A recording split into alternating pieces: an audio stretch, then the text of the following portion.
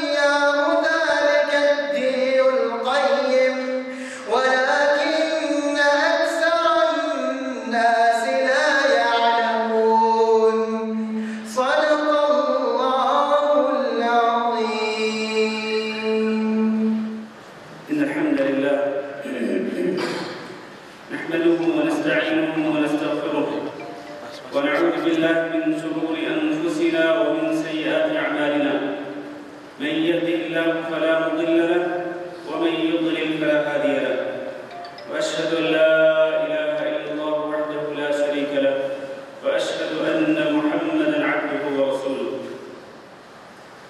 اللهم صل على محمد وعلى آل محمد كما صليت على إبراهيم وعلى آل إبراهيم إنك حميد مجيد اللهم بارك على محمد وعلى آل محمد كما باركت على إبراهيم وعلى آل إبراهيم إنك حميد مجيد أما بعد فإن خير الحديث كتاب الله وخير الهدي هدي محمد صلى الله عليه وسلم وشر الأمور محدثاتها وكل محدثة بدعة وكل بدعة ضلالة وكل ضلالة في النار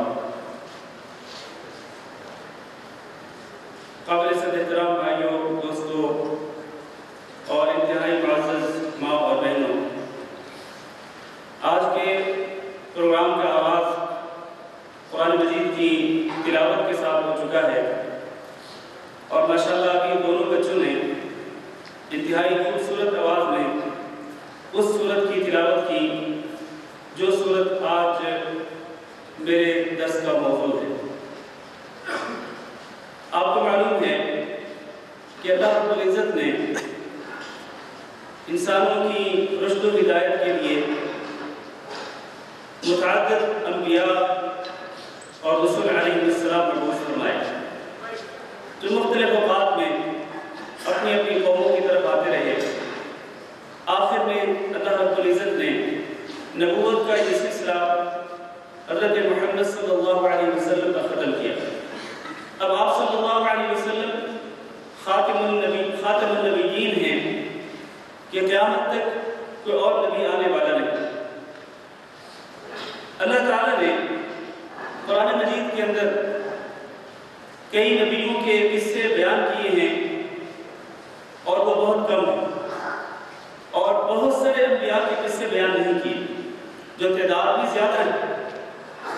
اللہ نے قرآن مجید میں ارشاد فرمایا منہم من قصصنا علیک ومنہم من لم نقصص علیک، انبیاء میں سے کچھ تو ایسے ہیں جن کے قصے ہم نے بیان کر دیے اور بہت سارے ایسے ہیں کہ جن کے قصے ہم نے بیان نہیں کیے۔ تو جن انبیاء کے قصے اللہ رب العزت نے بیان کیے ان میں سے ایک حضرت یوسف علیہ السلام جو کہ خود بھی نبی تھے اور ان کے والد گرامی بھی نبی اور ان کے دادا بھی نبی اور ان کے پردادا بھی نبی، یوسف بن یعقوب بن اسحاق بن ابراہیم علیہ السلام اجمعین۔ اور اللہ تعالیٰ نے سورۃ یوسف کے شروع میں ارشاد فرمایا، جیسا کہ ابھی آپ نے تلاوت کے دوران بھی سنا کہ اللہ نے فرمایا نحن نقص علیک احسن القصص، کہ ہم آپ پر اے محمد صلی اللہ علیہ وسلم بہترین قصے بیان کرتے ہیں، یعنی آپ کو قرآن مجید کے ذریعے بہترین قصے بتلائے جاتے ہیں انبیاء کرام علیہ السلام کے۔ یہاں سوال یہ ہے کہ کیا حضرت یوسف علیہ السلام کا قصہ سب سے اچھا قصہ ہے، احسن القصص ہے؟ تو اس کے بارے میں علماء کی مختلف آراء، بعض مفسرین کی یہ رائے ہے کہ حضرت یوسف علیہ السلام کا قصہ ہی سب سے بہتر ہے۔ کیوں؟ اس لیے کہ یہ بہت تفصیلی قصہ ہے، تقریباً پونے پارے پر مشتمل ایک سورت اللہ رب العزت نے خاص کر دی حضرت یوسف علیہ السلام کے قصہ کے لیے۔ جبکہ دیگر اہل علم کی رائے یہ ہے کہ قرآن مجید میں جتنے بھی قصے بیان کیے گئے ہیں وہ سارے کے سارے احسن القصص ہیں، وہ سارے کے سارے اچھے قصے ہیں۔ ان میں سے حضرت موسیٰ علیہ السلام کا قصہ ہے۔ آپ جانتے ہیں کہ جس نبی کا سب سے زیادہ قصہ بیان کیا گیا قرآن مجید کے اندر وہ حضرت موسیٰ علیہ السلام۔ تو سارے انبیاء کرام علیہ السلام جن کے قصے قرآن مجید کے اندر بیان کیے گئے وہ سارے کے سارے قصے بہترین قصے ہیں، اچھے قصے ہیں۔ اور ہونا یہ چاہیے کہ خود ہم بھی ان قصوں کو پڑھیں، ان قصوں کا مطالعہ کریں اور ہم اپنے گھر والوں کو بھی اس کی ترغیب دیں، اپنے بیوی بچوں کو بھی اس کی ترغیب دیں، اس لیے کہ سب سے زیادہ سچے اور حقائق پر مبنی قصے اگر ہو سکتے ہیں تو وہ کون سے ہیں؟ کیا کہتے ہیں آپ؟ وہ کون سے قصے ہیں؟ وہ جو مختلف ڈائجسٹوں میں بیان کیے جاتے ہیں، جو کہانیوں کی اور داستانوں کی کتابوں میں ذکر کیے جاتے ہیں؟ نہیں، سب سے زیادہ حقائق پر مبنی قصے، سب سے زیادہ سچے قصے وہ ہیں جو کہ اللہ تعالیٰ نے کہاں بیان کیے؟ قرآن مجید کے اندر بیان کیے۔ تو اس لیے ہمیں خود بھی ان واقعات کا اور ان قصص کا مطالعہ کرنا چاہیے اور اپنے بیوی بچوں کو بھی اس کی ترغیب دینی چاہیے، بجائے اس کے کہ جھوٹے قصے کہانیوں میں ہم اپنا وقت ضائع کریں، ہم سچے قصے پڑھیں اور ان کا مطالعہ کریں، اس لیے کہ ان سچے واقعات کے اندر بہت ساری عبرتیں ہیں۔ اللہ تعالیٰ نے اسی سورت کے آخر میں فرمایا لَقَدْ كَانَ فِي قَصَصِهِمْ عِبْرَةٌ لِأُولِي الْأَلْبَابِ، ان انبیاء کرام علیہ السلام کے قصوں میں، واقعات میں کیا ہے؟ کیا ہے ان کی قصوں میں؟ عِبْرَةٌ لِأُولِي الْأَلْبَابِ، عبرت ہے اور اس میں سبق ہے اور اس میں درس ہے ان واقعات میں، ان قصوں میں، لیکن یہ درس اور یہ عبرت کن لوگوں کے لیے؟ لِأُولِي الْأَلْبَابِ، اُولِي الْأَلْبَابِ سے مراد کون لوگ ہیں؟ عقل مند لوگ، سمجھدار لوگ، ان کے لیے ان واقعات کے اندر بہت زیادہ عبرت ہے۔ تو آئیے بغیر کسی مزید تمہید کے ہم اسی قصے کی طرف بڑھتے ہیں، کیونکہ یہ قصہ بہت طویل ہے اور ہمارے پاس جو وقت ہے وہ انتہائی محدود ہے۔ اللہ تعالیٰ نے اس قصے کی ابتدا حضرت یوسف علیہ السلام کے ایک خواب کے ساتھ کی۔ اللہ نے فرمایا اذ قال یوسف لأبیہ یا ابت انی رأیت 11 کوکبا والشمس والقمر رأیتهم لی ساجدین۔ میں اب یہاں سے واقعہ شروع کر رہا ہوں اور میں اس واقعے کو تمام تفصیلات کے ساتھ ذکر نہیں کروں گا، اس لیے کہ اتنا وقت بھی نہیں، اس لیے میں خاص نکات اور خاص چیزیں اس قصے سے ذکر کروں گا۔ میں آپ سے گزارش کرتا ہوں کہ آپ میرے ساتھ رہیں، یعنی اپنی توجہ میری طرف رکھیں تاکہ مجھے اپنی بات کو آپ تک پہنچانے میں اور سمجھانے میں آسانی ہو سکے۔ اللہ تعالیٰ سے دعا کرتے ہیں کہ ہم جو کچھ بیان کریں اور جو کچھ سنیں، اللہ رب العزت ہمیں سمجھنے کی توفیق دے اور اس پر عمل کرنے کی توفیق دے۔ فرمایا قال یوسف لأبیہ یا ابت، یوسف علیہ السلام نے کہا اے میرے پیارے ابا جان۔ اور یہ جو لفظ ہے یا ابتی، اس میں احترام پایا جاتا ہے، اس میں توقیر پائی جاتی ہے کہ ایک بیٹا اپنے باپ کو کس طرح پکارے، یا ابتی، اے میرے پیارے ابا جان۔ اور پھر حضرت یعقوب علیہ السلام نے جب ان کے اس خواب کا بیان دیا، جواب دیا، تو فرمایا یا بنیہ، اے میرے پیارے بیٹے۔ تو یہ جو الفاظ ہیں، ان الفاظ سے ہمیں درس ملتا ہے کہ ایک باپ اپنی اولاد کو کس طرح مخاطب کرے اور اولاد اپنے باپ کو کس طرح مخاطب کرے۔ آج کل ڈیڈی ممی کا دور آیا ہے اور وہ الفاظ استعمال کیے جاتے ہیں جو ہمارے اسلام کے اندر نہیں ہیں۔ تو ہمیں اسلامی الفاظ جو ہمیں قرآن مجید کے اندر اور رسول کریم صلی اللہ علیہ وسلم کی احادیث کے اندر سکھائے گئے ہیں، ہمیں ان الفاظ کو استعمال کرنا چاہیے۔ تو حضرت یوسف نے کہا میرے پیارے ابا جان انی رأیت 11 کوکبا، میں نے کتنے ستارے دیکھے؟ کتنے ستارے دیکھے؟ 11 ستارے دیکھے۔ والشمس والقمر، اور اسی طرح سورج کو دیکھا اور چاند کو دیکھا۔ کیا دیکھا؟ کس طرح دیکھا؟ رأیتهم لی ساجدین، میں نے دیکھا کہ یہ سب مجھے سجدہ کر رہے ہیں۔ اب یہ خواب انتہائی اہم خواب۔ یعقوب علیہ السلام نے جب یہ خواب سنا تو انہوں نے کہا یا بنی لا تقصص رؤیاک علی اخوتک، اے میرے پیارے بیٹے اپنا یہ خواب اپنے بھائیوں کے سامنے بیان نہ کرنا۔ فیکیدوا لک کیدا، اگر آپ اپنے بھائیوں کے سامنے یہ خواب بیان کریں گے تو پھر آپ کے بھائی آپ کے لیے کچھ چال کر سکتے ہیں، آپ کے خلاف کچھ سازش کر سکتے ہیں۔ اور ساتھ ہی فرمایا ان الشیطان للانسان عدو مبین، شیطان جو ہے یہ انسان کا واضح دشمن ہے۔ تو گویا شیطان آپ بھائیوں بھائیوں کو آپس میں لڑا سکتا ہے، آپ بھائیوں کے درمیان اختلاف پیدا کر سکتا ہے۔ تو چونکہ یہ خواب بہت عظیم خواب ہے، اور اس خواب سے حضرت یعقوب نے اندازہ لگا لیا تھا کہ میرا یہ بیٹا یوسف آخرکار بہت بڑے مقام پہ پہنچے گا اور بہت بڑے مرتبے پہ پہنچے گا۔ تو ان کو یہ خدشہ تھا کہ کہیں ایسا نہ ہو کہ ان کے بھائی ان کے دشمن بن جائے اور ان کے بھائی ان کے خلاف کوئی سازش نہ کرے، تو اس لیے اس خواب کو بیان کرنے سے منع کر دیا۔ اس سے یہ معلوم ہوتا ہے کہ بعض اوقات کئی چیزوں کو چھپانا پڑتا ہے جن کے چھپانے میں مصلحت ہوتی ہے، جن کے چھپانے میں کوئی فائدہ ہوتا ہے تو ان کو چھپانا پڑتا ہے۔ کہنے لگے جن کی تعداد 10 تھی، کہنے لگے لَيُوسُفُ وَأَخُوهُ أَحَبُّ إِلَىٰ أَبِينَا، کہ یوسف اور ان کے بھائی سے مراد ان کے ماں شریک جو بھائی تھے بنیامین، یوسف اور ان کے بھائی جو ہیں احب الی ابینا، ہمارے باپ کو زیادہ پیارے ہیں،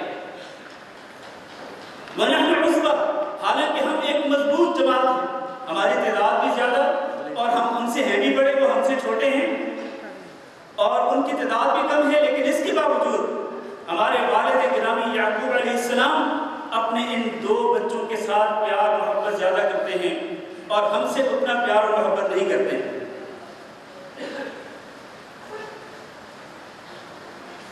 ان ابانا لفی ضلال مبین، کہنے لگے ہمارے والد ایک واضح غلطی کے اوپر ہے، یہ غلطی ہے ان کے اندر کہ وہ ان سے زیادہ محبت پیار کرتے ہیں اور ہم سے اتنا محبت پیار نہیں کرتے جتنا ان سے کرتے ہیں۔ لہذا یہاں سے حسد کی ابتدا ہوتی ہے۔ یہ بات دونوں نے کہی تھی، حسد کی بنا پر کہی تھی کہ والد ہمارے ایک ہیں، ان سے زیادہ پیار اور ہم سے کم پیار۔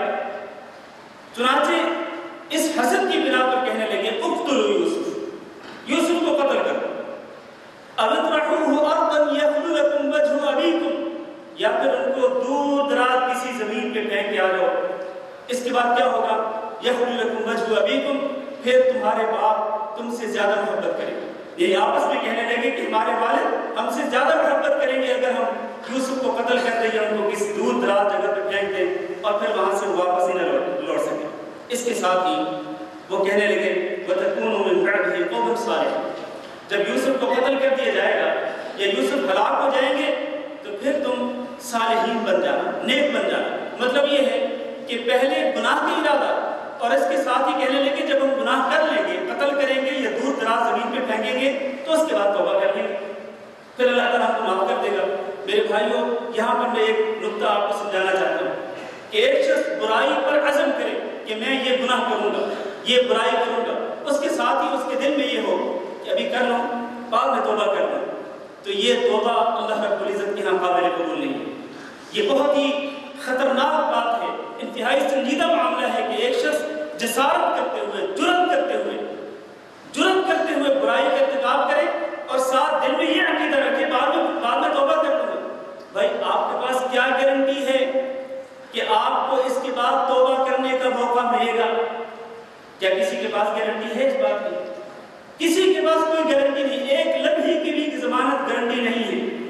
تو اس لیے اس طرح گناہ کرنا کہ دل میں یہ خیال ہو کہ بعد میں توبہ کر لوں گا اور گناہ کو انتہائی ہلکا سمجھنا، یہ بالکل درست نہیں۔ تو اللہ تعالیٰ نے برادران یوسف کی اس بات کو رد کیا ہے، لیکن وہ سارے بھائی ایک جیسے نہیں تھے۔ ان میں سے ایک کہنے لگا قال قائل منهم لا تقتلوا یوسف، کہ یوسف کو قتل مت کرو، کیا کرو؟ وَأَلْقُوهُ فِي غَيَابَةِ الْجُبِّ، اس کو کسی کنویں کے اندر پھینک دو۔ يَلْتَقِطْهُ بَعْضُ السَّيَّارَةِ إِن كُنتُمْ فَاعِلِينَ، اگر تم کچھ کرنا ہی چاہتے ہو، یوسف کو اپنی نظروں سے دور کرنا چاہتے ہو اور اپنے باپ سے جدا کرنا چاہتے ہو تو پھر اس کو اس کنویں کے اندر ڈال دو، کوئی قافلہ وہاں سے گزرے گا، ہو سکتا ہے قافلہ وہاں سے پانی لینے کے لیے اپنا ڈول نیچے گرائے اور اسی ڈول کے ساتھ ہی وہ باہر آ جائے اور وہ قافلے والے ہی اس کو لے کے چلے جائیں۔ اس طرح کیا ہوگا؟ کم از کم یوسف زندہ تو رہے گا۔ یہ ان 10 بھائیوں میں سے ایک بھائی کی رائے تھی اور اسی رائے پر اتفاق ہو گیا کہ اب یوسف کو کسی کنویں کے اندر پھینکنا ہے۔ چنانچہ وہ اپنے باپ کے پاس آئے، قالوا یا ابانا ما لك لا تأمنا على یوسف وإنا له لناصحون، کہنے لگے اے ہمارے والد،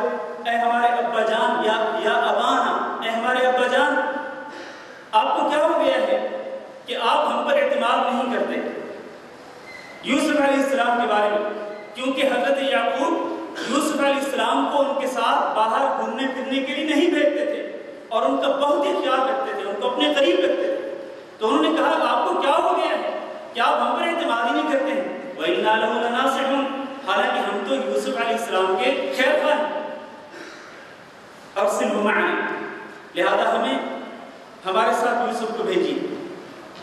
غدن، کل کے دن، یرتع ویلعب، یہ کھیلے کودے گا اور اسی طرح کھائے پیے گا، ذرا تفریح ہوگی، تو اس کو ہمارے ساتھ بھیجیے. وَإِنَّا لَهُ لَحَافِظُونَ، اور ہم آپ کو اس بات کی ضمانت دیتے ہیں کہ ہم اس کی حفاظت کریں گے. اب دیکھیں برادران یوسف نے یعقوب علیہ السلام کو اعتماد میں لینے کے لیے دو باتیں کی. ایک یہ کہ اِنَّا لَهُ لَنَاصِحُونَ، ہم اس کے خیر خواہ ہیں، ہم اس کے دشمن نہیں. دوسرا یہ کہ اِنَّا لَهُ لَحَافِظُونَ، ہم اس کی حفاظت کریں گے. یہ نہ آپ یہ مت سوچیں، یہ مت سمجھیں کہ ہم اس کو چھوڑ دیں گے اور اس کے خیال نہیں رکھیں گے، اس کو کوئی جانور کھا جائے گا، ایسا ہرگز نہیں. چنانچہ یعقوب علیہ السلام نے کہا انی لیحزننی ان تذهبوا به واخاف ان یاکلہ الذئب وانتم عنہ غافلون، مجھے اس بات کا خطرہ ہے کہ کہیں تم جاؤ اس کو لے کر کے اس سے غافل ہو جاؤ اور یوسف کو بھیڑیا کھا جائے. مجھے یہ بات بہت ہی غمزدہ کر رہی ہے، لہذا میں اس پر بہت پریشان ہوں. قالوا لئن اکلہ الذئب ونحن عصبۃ انا اذا لخاسرون، وہ کہنے لگے برادران یوسف کہ اگر اس کو بھیڑیا کھا گیا، جبکہ ہم ایک مضبوط جماعت ہیں، ہم مضبوط جماعت کی موجودگی میں اگر بھیڑی نے اس کو کھا لیا تو انا اذا لخاسرون، پھر تو ہم بہت ہی خسارہ پانے والے ہیں. فلما ذهبوا به، چنانچہ جب انہوں نے تسلی دلائی اور اعتماد میں لینے کی کوشش کی تو یعقوب علیہ السلام نے یوسف علیہ السلام کو ان کے ساتھ بھیج دیا. فلما ذهبوا به واجمعوا ان يجعلوه في غيابة الجب، چنانچہ انہوں نے اس کو جا کر کے ایک کنویں کی گہرائی میں پھینک دیا. جبکہ یوسف علیہ السلام کنویں کی گہرائی میں تھے تو اللہ تعالیٰ نے وہاں پر ان پہ وحی نازل کی.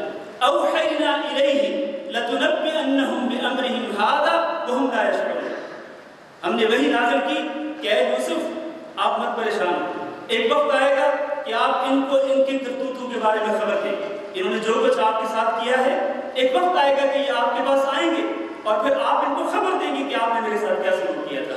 وہم لا یشعرون، اور ان کو شعور بھی نہیں ہو. چنانچہ وہ لے کے چلے گئے اور اس کو کنویں میں پھینک دیا.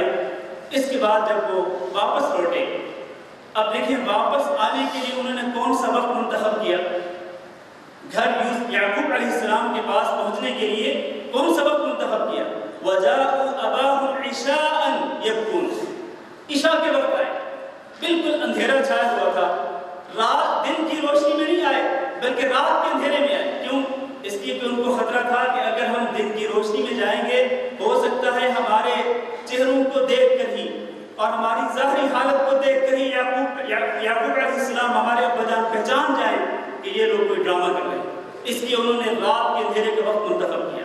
اب رات کے اندھیرے میں آئے، آتے ہی بات شروع کرنے سے پہلے ہی کون سا کام شروع کیا؟ یبکون، رونا شروع کر دیا. بات بعد میں کی، رونا پہلے شروع کر دیا. یہ کسی کو متاثر کرنے کا ایک طریقہ ہوتا ہے کہ پہلے آپ رونا دھونا شروع کر دیں، بعد میں اپنی بات بتلائیں. تو رونا دھونا شروع کر دیا اور ساتھ ہی کہنے لگے یا ابانا انا ذهبنا نستبق وتركنا يوسف عند متاعنا فاكله الذئب، اے ہمارے ابا جان ہم گئے، ہم ایک دوسرے سے دوڑ کا مقابلہ کر رہے تھے، ہم نے یوسف کو اپنے سامان کے پاس چھوڑ دیا، چنانچہ ایک بھیڑیا آیا اور اس کو کھا گیا. اور مزید اطمینان دلانے کے لیے کہنے لگے ما انت بمؤمن لنا ولو كنا صادقین، اگرچہ ہم سچ بول رہے ہیں لیکن ہمیں پتہ ہے کہ آپ ہماری بات پر یقین نہیں کریں گے. اور مزید اطمینان دلانے کے لیے جاءوا بقمیصہ وجاءوا علی قمیصہ بدم کذب، جھوٹا خون یوسف علیہ السلام کی قمیص پہ لگا کر، جھوٹا خون لگا کر کے وہ قمیص لے کر کے آئے اور یعقوب کو دکھلائی کہ دیکھیں اے ہمارے ابا جان اس کو بھیڑی نے کھایا ہے اور اس کی قمیص پر جو خون لگا ہوا ہے یہ اس کی دلیل. چنانچہ یعقوب علیہ السلام نے سوچا، دیکھا قمیص کو دیکھا اور ان کی باتوں کو بھی سنا. قمیص کو دیکھا تو قمیص کسی جگہ پہ پھٹی ہوئی نہیں. تو انہوں نے سوچا کہ یہ بھیڑیا کتنا سمجھدار تھا کہ اس بھیڑیے نے میرے بیٹے کو اس قمیص سے نکالا قمیص کو کچھ نہیں ہوا لیکن میرے بیٹے کو کھا گیا، قمیص کو کچھ بھی نہیں ہوا میرے بیٹے کو کھا گیا، یہ کیسے ہو گیا؟ تو ان کو یقین ہو گیا کہ یہ میرے بیٹے برادران یوسف ڈرامہ رچا رہے ہیں، چنانچہ کہنے لگے بل سولت لکم انفسکم امرا، یہ ساری کہانی تمہاری اپنی طرف سے بنائی گئی، یہ گھڑی ہوئی کہانی، ایسا نہیں ہوا کہ بھیڑیے نے یوسف علیہ السلام کو کھایا۔ لیکن میرے بھائی یہاں پر ذرا غور کریں، برادران یوسف نے سازش کی، یوسف علیہ السلام کو ایک کنویں میں پھینک کر آ گئے۔ یہاں پر یعقوب علیہ السلام نے اپنے ان بیٹوں کو یہ نہیں کہا کہ ظالمو تم نے کیا کر دیا، میرا بیٹا مجھ سے چھین لیا، میرے بیٹے کو کہیں تم نے برباد کر دیا، اور ان کو برا بلا نہیں کہا، گالی گلوچ نہیں کی، صرف یہ کہا کہ یہ تمہاری اپنی کہانی ہے، یہ تم نے گھڑی ہے یہ کہانی۔ اس کے ساتھ ہی کہا فصبر جمیل، میں صبر ہی کر سکتا ہوں، صبر جمیل۔ اور صبر اور صبر جمیل میں فرق کیا ہے؟ صبر جمیل وہ ہوتا ہے جس کے اندر کوئی شک و شکایت نہ ہو اور کسی قسم کی گھبراہٹ کا اظہار نہ ہو۔ فصبر جمیل واللہ المستعان علی ما تصفون۔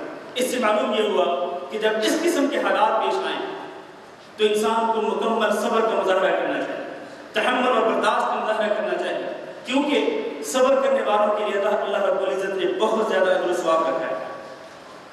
اس کے بعد وجاء السیارۃ فارسلوا واردہم فادلی دلوہ، ایک قافلہ وہاں سے گزرا، قافلے کا ایک شخص آگے بڑھا پانی لینے کے لیے، اس نے ڈول لٹکایا، ڈول کے ساتھ جب اس نے ڈول باہر کھینچا تو کہنے لگا یا بشریٰ ھذا غلام، خوشخبری ہو یہ تو ایک بچہ ہے، وَأَسَرُّوهُ بِضَاعَةً، پھر انہوں نے اس بچے کو مال تجارت کے طور پر چھپا دیا۔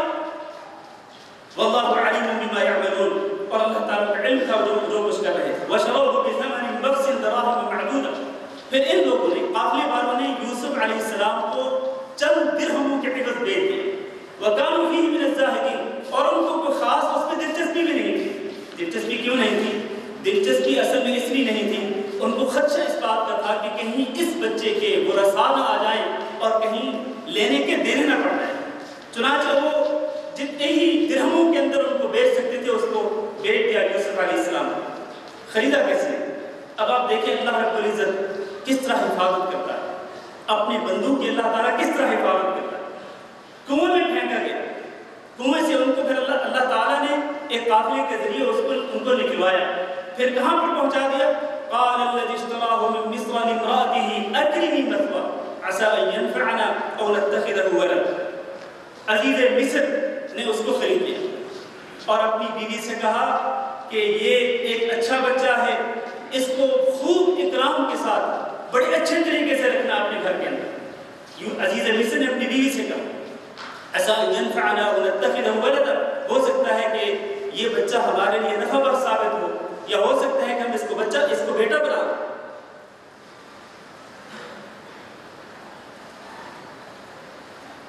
وَكَذَلِكَ مَكَّنَّا لِيُوسُفَ فِي الْأَرْضِ وَلِنُعَلِّمَهُ مِن تَأْوِيلِ الْأَحَادِيثِ، اللہ تعالیٰ کہتے ہیں کہ ہم اسی طرح سے ہم نے یوسف کو زمین پر یعنی مصر کی سرزمین پر رہنے کی جگہ دی، اور جگہ کون سی؟ عزیز مصر کا محل، جہاں عزیز مصر کی بیوی ان کی خدمت کرنے والی، ان کی رکھوالی کرنے والی۔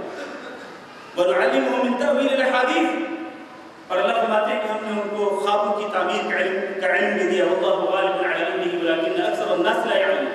اس کے بعد فرمایا وَلَمَّا بَلَغَ أَشُدَّهُ، آپ کو یہ معلوم ہونا چاہیے کہ یوسف علیہ السلام کو جب کنویں میں پھینکا گیا تو وہ بچے تھے، تقریباً ان کی عمر 7 سال تھی۔ جب یہ جوان ہوئے آتِينَاهُ حُكْمًا وَعِلْمًا، اللہ فرماتے ہیں ہم نے ان کو فیصلہ کرنے کی صلاحیت بھی دی اور ہم نے ان کو علم بھی دیا۔ وَكَذَلِكَ نَجْزِي الْمُحْسِنِينَ، یہ فیصلہ کرنے کی صلاحیت اور علم اللہ تعالیٰ نے کس طرح دیا، کس بنا پہ؟ اس لیے کہ یوسف علیہ السلام احسان کرنے والے تھے، وہ اپنے لیے بھی اچھے تھے، اچھا عمل کرنے والے تھے اور دوسروں کے ساتھ بھی احسان کرنے والے تھے۔ اس لیے اللہ رب العزت نے جب یہ جوان ہوئے تو اللہ تعالیٰ نے ان کو اقتدار بھی دیا اور اللہ تعالیٰ نے ان کو علم جیسی دولت سے بھی نوازا۔ اس کے بعد وہ واقعہ اللہ تعالیٰ نے ذکر کیا ہے۔ اب دیکھیں یوسف علیہ السلام ایک آزمائش سے گزرے، عزیز مصر کے محل میں پہنچے۔ یہاں پر جوان ہوئے، اللہ تعالیٰ نے ان کو علم بھی دیا، لیکن یہاں پر ایک اور آزمائش سے گزرنا ہوا، وہ یہ کہ یوسف علیہ السلام انتہائی خوبصورت تھے، حسن و جمال کے پیکر تھے۔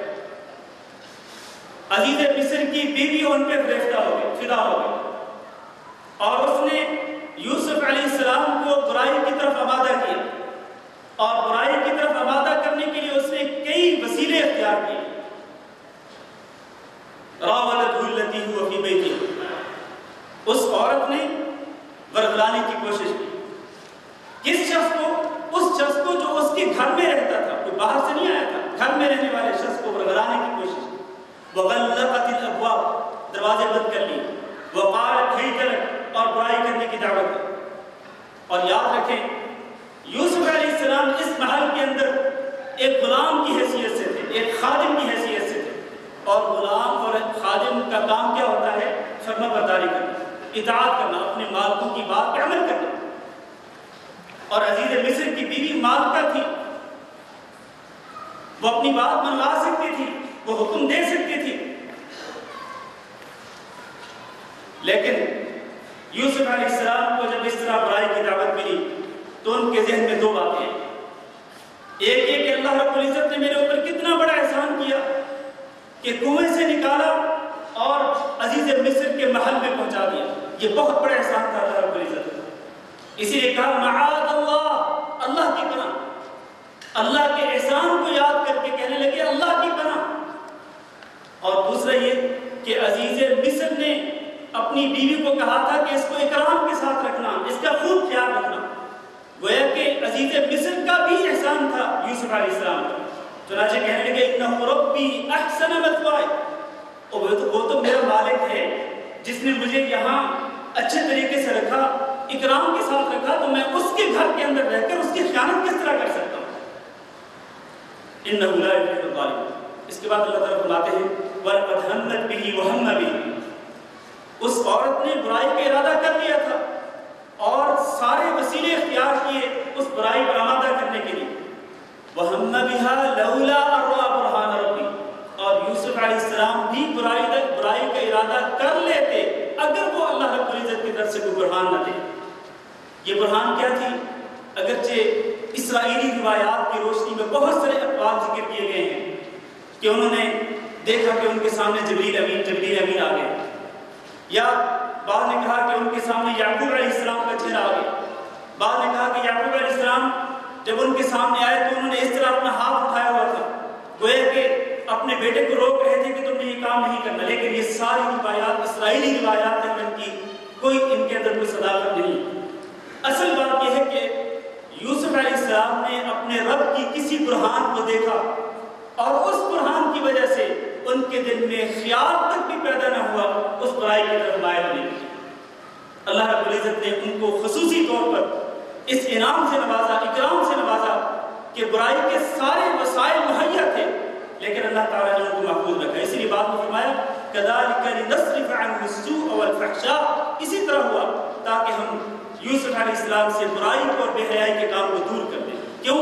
إِنَّهُ مِنْ عِبَادِنَا الْمُخْلَصِينَ، اس لیے کہ یوسف علیہ السلام ہمارے مخلص بندوں میں سے تھے۔ اس سے یہ سبق ملتا ہے کہ ایک بندہ اگر اللہ رب العزت کی عبادت کرنے والا ہو، اللہ کا بندہ ہو اور وہ مخلص بھی ہو، تو اس طرح کے مواقع پر جب برائیاں مزین کر کے پیش کی جاتی ہیں تو اللہ تعالیٰ اپنے ان مخلص بندوں کی حفاظت کرتا ہے، مخلص بندوں کو بے حیائی کے کاموں سے اور برائی کے کاموں سے بچا لیتا ہے۔ اس کے بعد یوسف علیہ السلام اور عزیز مصر کی بیوی یہ دونوں دروازے کی طرف آ گئے، اور واقعہ تفصیل کے ساتھ موجود ہے۔ شہد شاہد من اہلہ،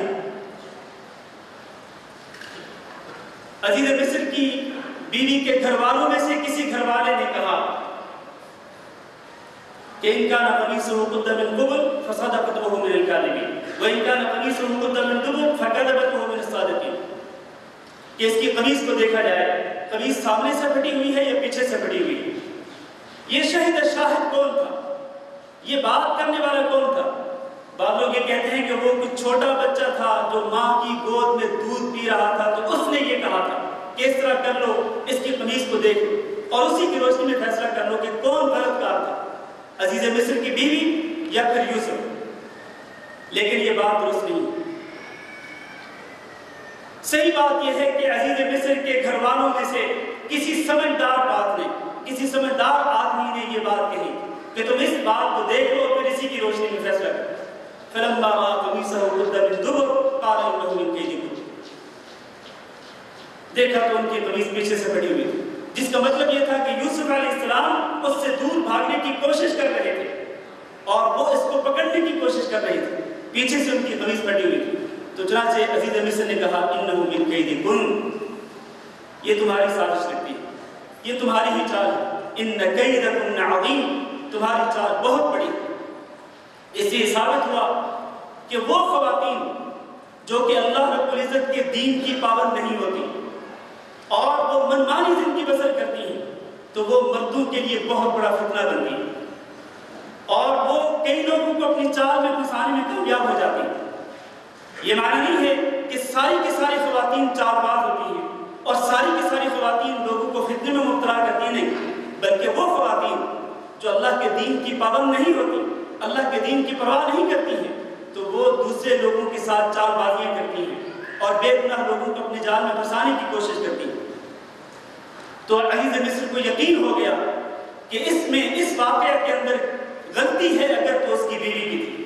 یوسف علیہ السلام اس سے بالکل بری تھے، چنانچہ یوسف علیہ السلام سے کہنے لگے، عزیز مصر نے کہا یوسف اعرض عن هذا واستغفری لذنبک انک کنت من الخاطئین۔ اے یوسف اب جانے دیجیے، اب اس کا ذکر کسی کے سامنے مت کیجیے، یہ گھر کا معاملہ ہے، عزت کا معاملہ ہے، اگر چچا ہو گیا، یہ بات پھیل گئی تو میں بدنام ہوں گا، میری بیوی بدنام ہوگی۔ اعرض عن هذا، اس کو جانے دیجیے، چھوڑ دیجیے اس کو، واستغفری لذنبک، اور اپنی بیوی سے کہا کہ تم اپنے گناہ پر معافی طلب کرو، استغفار کرو، انک کنت من الخاطئین، یقینی طور پر تم ہی غلط کار تھے۔ لیکن میرے بھائیوں، چھپانے کی کوشش کے باوجود یہ بات چھپی نہیں، چرچا ہونے لگا۔ قال نسوة في المدينة امرأة العزيز تراود فتاها عن نفسه، اور تمہیں چرچا ہونے لگا اور تم نے کہا کہ یہ عجیب عورت ہے عزیز مصر کی بیوی، اتنے بڑے منصب پر پہنچنے کے بعد اور عزیز مصر کے محل میں پہنچنے کے بعد اگر فریفتہ بھی ہوئی تو کس پہ ہوئی؟ اپنے غلام۔ تراود فتاها، اپنے ہی غلام کو برائی کی طرف مائل کر رہی، شغفها حب، اس کی محبت میں گرفتار ہو گئی۔ اِنَّا لَنَرَاهَا فِي ضَلَالٍ مُبِينٍ، یقیناً وہ گمراہی کر رہے۔ عزیز مصر کی بیوی کو ان باتوں کا پتہ چلا تو اس نے ان کی ان باتوں کو غلط ثابت کرنے کے لیے ایک اور چال، ارسلت الیہن واعتدت لہن متکا، ایک دیوانیہ تیار کیا، ان کو اس دیوانیہ کے اندر بلایا اور سب کے ہاتھوں میں چھریاں دے دی۔ یوسف کو کہا کہ اخرج علیہن، ذرا ان کے پاس جائیے۔ فلما رأینہ اکبرنہ وقطعن ایدیہن، جب ان عورتوں نے یوسف علیہ السلام کو دیکھا تو آنکھیں کھلی کی کھلی رہ گئی، ان کو بہت بڑا سمجھا۔ وقطعن ایدیہن، اور چھریاں ہر فروش پہ چلانے کی بجائے اپنے ہی ہاتھوں پہ چلا بیٹھے۔ اور دیکھیں یوسف علیہ السلام کو دیکھ کر اتنا ہکا بکا رہ گئی وہ خواتین ان کے حسن و جمال کو دیکھ کر کہ جب چھریاں ان کے ہاتھوں پہ چلی تو اس کا بھی احساس نہیں ہوا، ہاتھوں سے خون بہ رہا تھا اس کا بھی احساس نہیں ہوا، بلکہ وہ اپنی زبان سے کہنے لگی حاش للہ ما ھذا بشر، یہ تو کوئی انسان ہی نہیں لگتا ہے، ان ھذا الا ملک کریم، یہ تو بہت ہی معزز فرشتہ لگتا ہے۔ اس لیے کہ عورتوں کے ذہن میں یہ بات بیٹھی ہوئی تھی کہ اگر کوئی اس قدر خوبصورت ہو سکتا ہے، اس قدر حسین و جمیل ہو سکتا ہے تو وہ کوئی فرشتہ ہی ہو سکتا ہے، انسانوں میں سے کوئی انسان اتنا خوبصورت نہیں ہو سکتا۔ قالت فذلکن الذی لمتننی فیہ، عزیز مصر کی بیوی نے کہا کہ یہی تو وہ شخص تھا، یہی یوسف ہی تو تھا جس کے بارے میں تم مجھ پہ ملامت کرتے تھے۔ وَلَقَدْ رَاوَدتُّهُ عَن نَفْسِهِ فَاسْتَعْصَمَ، میں نے اس کو بہت برگلانے کی کوشش کی ہے لیکن یہ مجھ سے جان بچانے میں کامیاب ہوا، یہ میرے جان میں نہیں پھنسا۔ چنانچہ اس نے دھمکی دی لَإِن لَمْ يَفْعَلْ مَا آمُرُهُ لَيُسْجَنَنَّ وَلَيَكُونَ مِنَ الصَّاغِرِينَ، اگر اس نے وہ کام نہ کیا جس کا میں اس کو حکم دیتی ہوں تو یقیناً اس کو جیل میں ڈال دیا جائے اور یہ ذلیل لوگوں میں شامل ہو جائے۔ اب دیکھیں یہاں پر ذرا غور کریں، یوسف علیہ السلام کے سامنے دو باتیں تھیں، ایک طرف برائی کی دعوت تھی اور دوسری طرف جیل تھی۔ یوسف علیہ السلام نے کس بات کو ترجیح دی؟ قال رب السجن احب الی مما يدعوننی الیہ، کہنے لگے میرے رب یہ جیل جس میں یہ مجھے پھینکنا چاہتے ہیں یہ مجھے زیادہ محبوب ہے اس سے جس کی طرف یہ مجھے دعوت دے رہے ہیں، یعنی یہ خواتین۔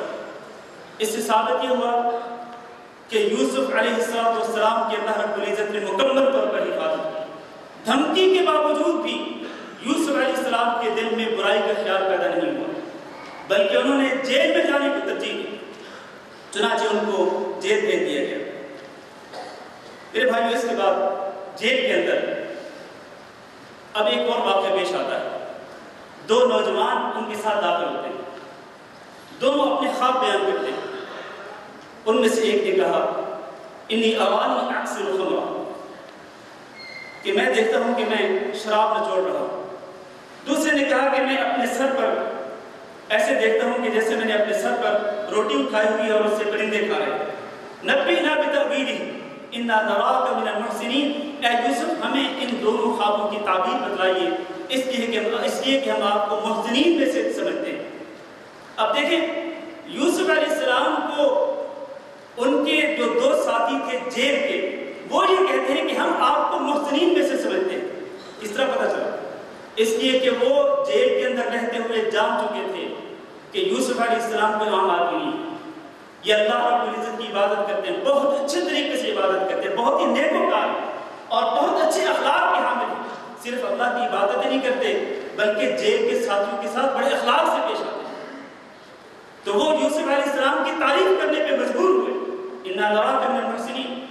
یوسف علیہ السلام نے کہا کہ ٹھیک ہے، تمہارا جو پہلا کھانا آتا ہے نا روزانہ، وہ کھانا آنے سے پہلے ہی میں تمہیں ان دونوں خوابوں کی تعبیر بتلا دوں، لیکن اس سے پہلے میری ایک اور بات سنیے۔ اب دیکھیے یوسف علیہ السلام نے یہ جو بات کہی کہ تمہارا کھانا آنے سے پہلے میں تمہیں تعبیر بتلا دوں گا، یہ اصل میں ایک کوشش تھی داعی اللہ کی، کہ ان کے سامنے، داعی اللہ کے سامنے جو مدعو تھا، جو جیل کے ساتھی تھے، وہ ان کو اپنے اعتماد میں لینا چاہتے تھے کہ تم نے جو مجھ سے مطالبہ کیا وہ پورا کروں گا میں، اور تھوڑی ہی دیر میں تمہارا کھانا آنے سے پہلے ہی تمہیں خوابوں کی تعبیر بتلا دوں گا۔ اس سے ثابت یہ ہوتا ہے کہ داعی اللہ کو سب سے پہلے مدعوین کو اپنے اعتماد میں لینا چاہیے تاکہ مدعوین داعی اللہ کی بات کو توجہ سے سن سکیں۔ اس کے بعد یوسف علیہ السلام نے اپنی دعوت پیش کی، انی ترکت ملۃ قوم لا یؤمنون باللہ وهم بالآخرۃ هم کافرون واتبعت ملۃ آبائی ابراہیم۔ مختصر کرتا ہوں، یا صاحبی السجن ارباب متفرقون خیر ام اللہ الواحد القہار۔ توحید کی دعوت پیش کر رہے یوسف علیہ السلام، اے میرے جیل کے دو ساتھیوں، کیا مختلف رب بہتر ہیں یا اکیلا اللہ جو کہ القہار ہے؟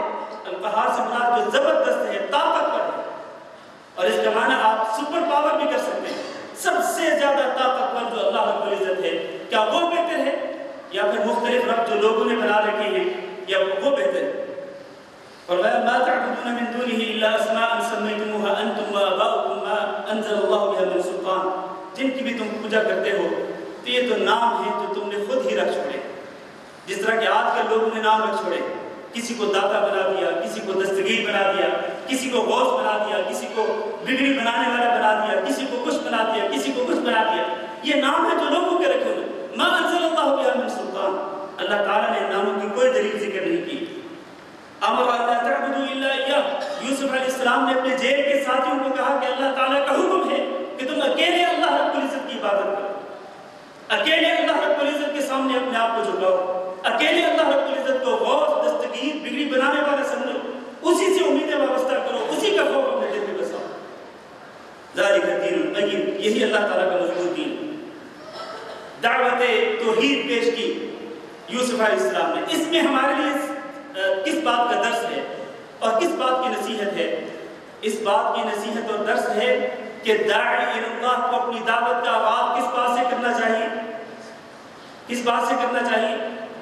فضائل سنا کر، اور وہ بھی جھوٹے فضائل سنا کر اپنی دعوت کا آغاز کیا جائے، نہیں، بلکہ عقیدہ توحید، لوگوں کو اللہ رب العزت کی توحید کی طرف دعوت دے کر اپنی دعوت کا آغاز کیا جائے۔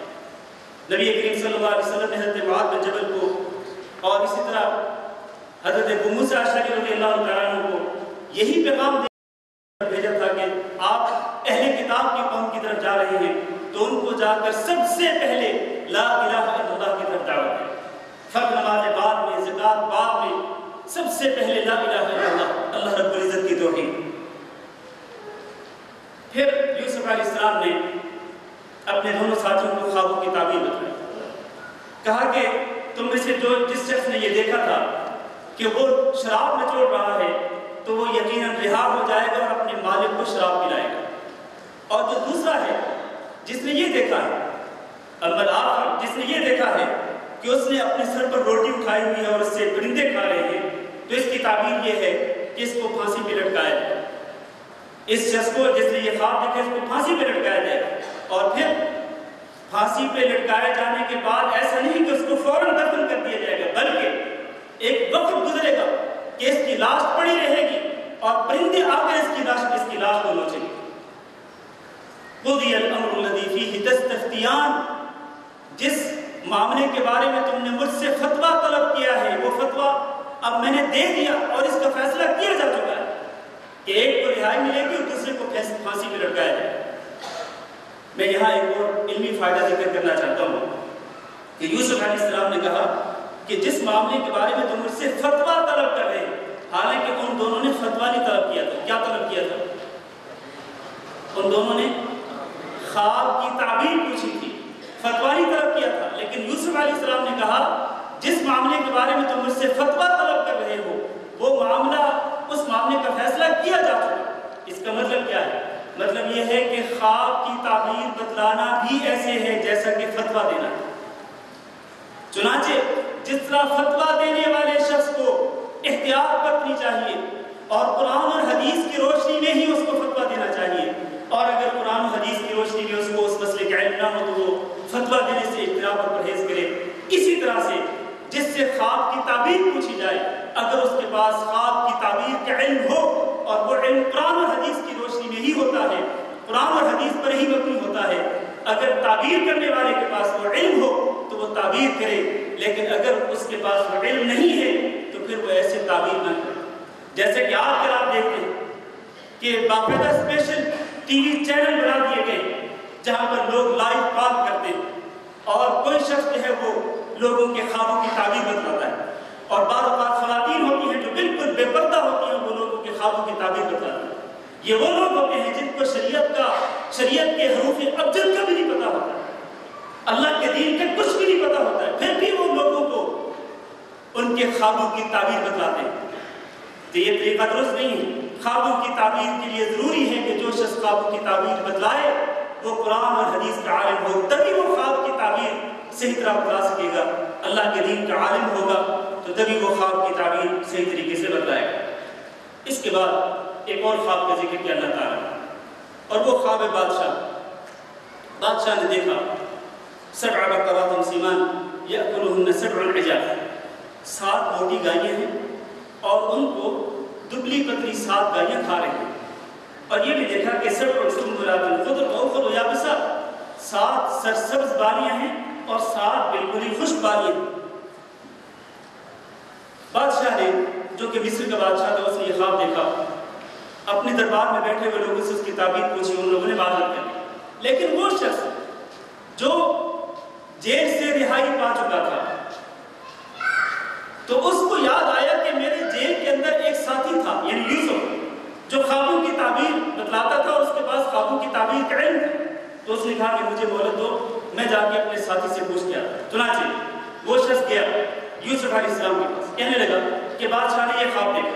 اب آپ ذرا دیکھیں یوسف علیہ السلام کا اخلاق کتنا عظیم تھا۔ یوسف علیہ السلام نے اس شخص کو کہا تھا رہائی پاتے ہوئے کہ دیکھو تم رہائی پا کے جا رہے ہو، تم بادشاہ کے پاس میرا ذکر کر دینا تھا۔ ہو سکتا ہے بادشاہ کو یاد آ جائے کہ یوسف جیل میں پڑا ہوا ہے تو وہ مجھے بلائے گا اور پھر مجھے بھی رہائی مل جائے گی۔ تو اس شخص کو شیطان نے یہ بات بھلا دی تھی، چنانچہ اس کے نتیجے میں کیا ہوا؟ یوسف علیہ السلام مزید کئی سال جیل میں پڑے رہے۔ لیکن جب یہی شخص یوسف علیہ السلام کے پاس تعبیر پوچھنے کے لیے گیا تو یوسف علیہ السلام نے یہ نہیں کہا او ظالم، میں نے تجھے تیرے خواب کی تعبیر بھی بتلائی تھی اور تجھے پیغام بھی دیا تھا، تو نے وہ پیغام نہیں دیا، اس کے نتیجے میں اتنے سال سے جیل میں پڑا ہوں، تو تجھے کچھ بھی خیال نہیں آیا، تو پھر چلا آیا ہے میرے پاس تعبیر پوچھنے کے لیے؟ نہیں، اس کو ذلیل نہیں کیا، اس کو شرمندہ نہیں کیا، بلکہ اس کو فوراً جواب دیا، اس خواب کی تعبیر بتلائی۔ تزرعون 7 سنین دأبا، اس خواب کی تعبیر، اصل میں یہ ساری تفصیلات اگر بتلاؤں تو میرا وقت جلدی ختم ہو جائے گا، اور یہ جو قصہ ہے اس کے موٹے موٹے نقاط پورے نہیں ہوں۔ خواب کی تعبیر بتلائی، اور پھر جو 7 سال آنے والے تھے خشک سالی کے، جن کے اندر غذا کم ہونے والی تھی اور پانی کم ہونے والا تھا، تو یوسف علیہ السلام نے اس سے بچنے کا طریقہ بھی بتلایا کہ پہلے 7 سال جو تم کاشت کرو گے تو جو فصلیں آئیں گی ان کو ان کی باریوں کے اندر ہی چھوڑ دیں تاکہ وہ فصل محفوظ رہے، گندم وغیرہ محفوظ رہے۔ پھر اس کے بعد جو 7 خشک سال آئیں گے، خشک سالی کے جو 7 سال آئیں گے، ان کے اندر تم وہ پچھلے 7 سالوں کا جو بچا ہوا گندم ہوگا، غلہ ہوگا، اس کو تم کھاتے رہنا، اس طرح تم بڑی آزمائش سے بچ جاؤ گے۔ جب یہ خواب کی تعبیر سنی بادشاہ بڑا خوش ہوا کہ یہ تو بڑا سمجھدار آدمی ہے جس نے اتنی اچھی تعبیر بتلائی ہے خواب کی، اور طریقہ بھی بتلا دیا کہ جو خشک سالی آئے گی ان 7 سالوں کے اندر تم نے کس طرح بچنا ہے۔ تو بادشاہ نے کہا کہ جاؤ اس کو بلا کے لاؤ۔ اب آپ دیکھیں یوسف علیہ السلام اتنے سالوں سے جیل میں پڑے ہوئے تھے، فوراً باہر نہیں نکلے، بلکہ سب سے پہلے کہنے لگے ارجع الى ربك فاسأله ما بال النسوة اللاتي قطعن أيديهن، جاؤ اپنے مالک کے پاس، یعنی اپنے بادشاہ کے پاس واپس جاؤ اور جا کے پوچھو کہ ان عورتوں کا حال کیا ہے جنہوں نے مجھے دیکھ کر اپنے ہاتھ کاٹ دیے تھے۔ مطلب یہ ہے کہ یوسف علیہ السلام نے سب سے پہلے اپنا دامن پاک کرنا چاہا، ان کی برات ثابت، وہ اپنی برات کو ثابت کرنا چاہتے تھے کہ ان کا کوئی گناہ نہیں تھا، بالکل بے گناہ تھے، اور بے گناہ ہونے کے باوجود ان کو اتنے سالوں سے ظلم کرتے ہوئے ان کو جیل کے اندر رکھا گیا۔ چنانچہ اس بادشاہ نے عورتوں کو بلایا، عورتوں نے کیا کہا؟ عورتیں کہنے لگی حاشا للہ ما علمنا علیہ من سوء، ہرگز نہیں، ہم نے اس یوسف کے بارے میں ہمیں علم نہیں ہے کہ اس نے کسی برائی کا ارتکاب کیا۔ چنانچہ جب ان عورتوں نے جنہوں نے اپنے ہاتھ کاٹ دیے تھے انہوں نے گواہی دی کہ اس نے کسی برائی کا ارتکاب نہیں کیا، تو اب امراۃ العزیز، عزیز مصر کی جو بیوی تھی، اس کے پاس بھی اعتراف گناہ کرنے کا کے سوا کوئی چارہ نہیں تھا۔ چنانچہ وہ کہنے لگی الآن حصحص الحق انا راودته عن نفسی، میں نے اس کو بتلانے کی کوشش کی، وانه لمن الصادقین، اور یوسف علیہ السلام یقینی طور پر سچے تھے، انہوں نے برائی کا ارتکاب نہیں کیا، وہ اپنے دامن کو برائی سے بچانے میں کامیاب ہے۔ لیکن ساتھ ہی کہا وما ابرئ نفسی ان النفس لامارۃ بالسوء، میں اپنے آپ کو بری نہیں کرتی ہوں، یقیناً نفس جو ہے وہ برائی کا حکم دینے والا ہے، الا ما رحم ربی، سوائے اس کی جس پر میرے رب کا جس پر میرا رب رحم کرتا ہے تو وہ برائی سے اور نفس امارہ سے بچ جاتا ہے۔ اس کے بعد بادشاہ نے پیغام بھیجا کہ یوسف علیہ السلام کو لایا، اور ساتھ ہی ان کو آفر کی استخلصہ لنفسی۔ جب یوسف علیہ السلام بادشاہ کے پاس آئے تو ان کو آفر یہ کی انک اليوم لدینا مکین امین، کہ آج سے آپ اے یوسف ہمارے پاس بہت بڑے مرتبے پہ فائز ہیں، اور آپ ہمارے نزدیک امانت دار ہیں۔ چنانچہ اس آفر کے نتیجے میں یوسف علیہ السلام نے کہا کہ اجعلنی علی خزائن الارض، زمین سے نکلنے والے خزانوں کا وزیر مجھے بنا دے، کیوں؟ اس لیے کہ انی حفیظ علیم، میں ان خزانوں کی حفاظت کر سکتا ہوں اور میں علم بھی رکھتا ہوں کہ ان خزانوں کی حفاظت کس طرح سے کرنی، اور خصوصاً جو 7 سال آنے والے ہیں خشکی کے، جن کے اندر غلہ کم ہو جائے گا اور زمین سے کچھ بھی نہیں اگے گا، تو مجھے پتا ہے کہ میں نے وہ پچھلے 7 سالوں کا جو بچا ہوا غلہ ہے، محفوظ کیا ہوا جو غلہ ہے، اس کو کس طرح سے استعمال کرنا ہے، کس طرح سے تقسیم کرنا ہے، اس کا مجھے علم ہے، لہٰذا مجھے زمین سے نکلنے والے اس غلے کے اوپر مجھے وزیر بنا دے، اس کی ذمہ داری مجھے سونپا۔ یہاں اس بات کا اس بات کا اظہار کرتا چلوں کہ بعض لوگ یہ کہتے ہیں کہ یوسف علیہ السلام نے خود عہدہ طلب کیا تھا، حالانکہ یہ بات صحیح نہیں۔ بادشاہ نے آفر کی تھی اِنَّكَ الْيَوْمَ لَدَيْنَا مَكِينٌ أَمِينٌ، آفر کے نتیجے میں انہوں نے کہا کہ اچھا آپ اگر مجھے عہدہ دینا ہی چاہتے ہیں، کوئی ذمہ داری سونپنا ہی چاہتے ہیں، تو پھر مجھے اسی کی ذمہ داری سونپ دیں، زمین سے نکلنے والے غلے کے اوپر مجھے وزیر بنا دیں، وزیر خزانہ بنا دیں، تاکہ میں اس کو اچھے طریقے سے پھر استعمال کر سکوں۔ اس کے بعد اللہ فرماتے ہیں وَكَذَلِكَ مَكَّنَّا لِيُوسُفَ فِي الْأَرْضِ يَتَبَوَّأُ مِنْهَا حَيْثُ يَشَاءُ، اسی طرح ہم نے یوسف علیہ السلام کو زمین کے اندر رہنے کی جگہ دے دی، وہ جہاں چاہتے وہ جگہ پکڑ لیتے۔ اسی طرح ہم اچھے جو نیکوکار لوگ ہوتے ہیں ہم ان کے اجر کو ضائع نہیں کرتے۔ اب آپ دیکھیں یوسف علیہ السلام کتنی آزمائشوں سے گزرے۔ پہلے کنویں میں ان کو پھینکا گیا، اس کے بعد عزیز مصر کے محل کے اندر عزیز مصر کی بیوی کی طرف سے آزمائش سے دوچار ہوئے، اور پھر بہت ساری عورتیں اور بھی اس کے ساتھ مل گئی، ان کے فتنے میں انہوں نے بھی ان کو اپنے فتنے میں مبتلا کرنے کی کوشش کی، یہ بھی ایک آزمائش تھی۔ پھر یوسف علیہ السلام کو جیل میں ڈال دیا گیا اور کئی سال تک سالہ سال تک جیل میں پڑے رہے۔ اتنی بڑی آزمائشوں سے گزرنے کے بعد اللہ رب العزت نے ان کو بادشاہ کا مصر کا جو بادشاہ تھا اس کا وزیر خزانہ بنا دیا۔ اللہ تعالیٰ نے یہ اکرام دیا، اللہ تعالیٰ نے اس طرح سے یوسف علیہ السلام کے اکرام کیا دنیا کے اندر، اور ساتھ ہی فرمایا وَلَأَجْرُ الْآخِرَةِ خَيْرٌ لِلَّذِينَ آمَنُوا وَكَانُوا يَتَّقُونَ۔ یہ تو اکرام ہے دنیا کے اندر یوسف علیہ السلام کا، باقی اصل جو اجر ہے وہ یوسف علیہ السلام کو اور ان جیسے نیک لوگوں کو آخرت کے اندر ملنے والا ہے۔ میرے عزیز بھائیوں، میں انشاءاللہ اپنے اس درس کو سمیٹتا ہوں چند ایک نکات کے اندر۔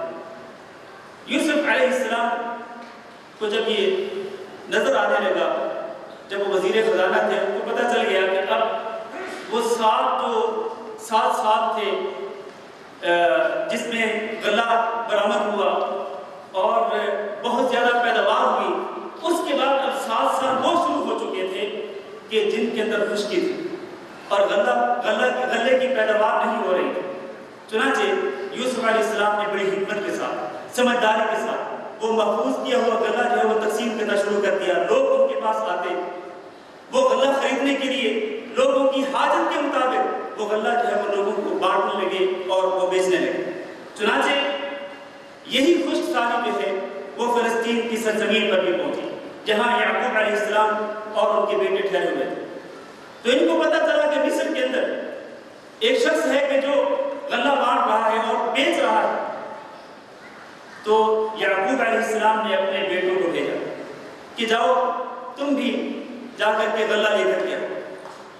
تو برادران یوسف جب مصر میں پہنچے اور عزیز مصر کے دربار میں پہنچے، اب عزیز مصر یہی یوسف علیہ السلام ان کے دربار میں جب پہنچے تو اللہ فرماتے ہیں دخلوا علیہ فعرفهم وهم له منکرون۔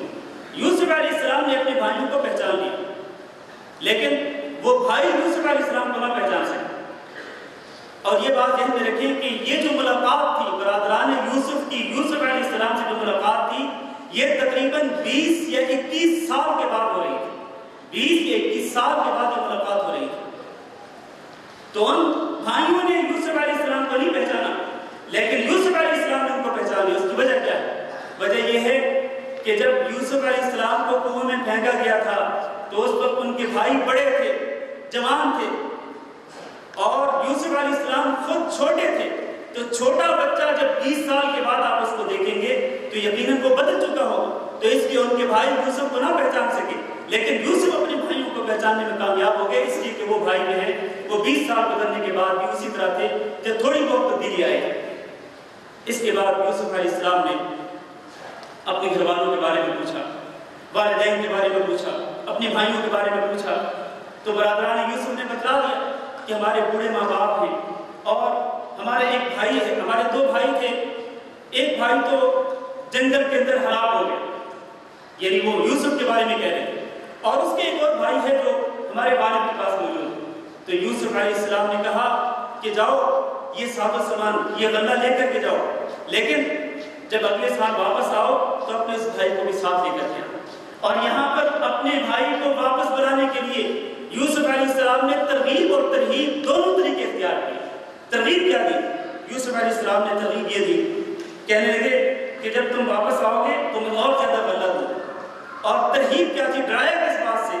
ڈرایا اس بات سے کہ اگر تم اگلے سال آؤ گے اور اپنے بھائی کو ساتھ نہیں لاؤ گے تو پھر تمہیں کوئی غلہ نہیں دیا جائے. فَإِن لَّمْ تَأْتُونِي بِهِ فَلَا كَيْلَ لَكُمْ عِندِي وَلَا تَقْرَبُونِ. اس کے ساتھ ہی ایک اور کام کیا یوسف علیہ السلام نے کہ جو پونجی لے کر کے آئے تھے برادران یوسف، وہ پونجی بھی ان کے سامان کے اندر رکھ. اور اس میں حکمت کیا تھی؟ کہنے لگے اس میں حکمت یہ ہے اِذَا انقلبوا إِلَىٰ أَهْلِهِمْ لَعَلَّهُمْ يَرْجِعُونَ.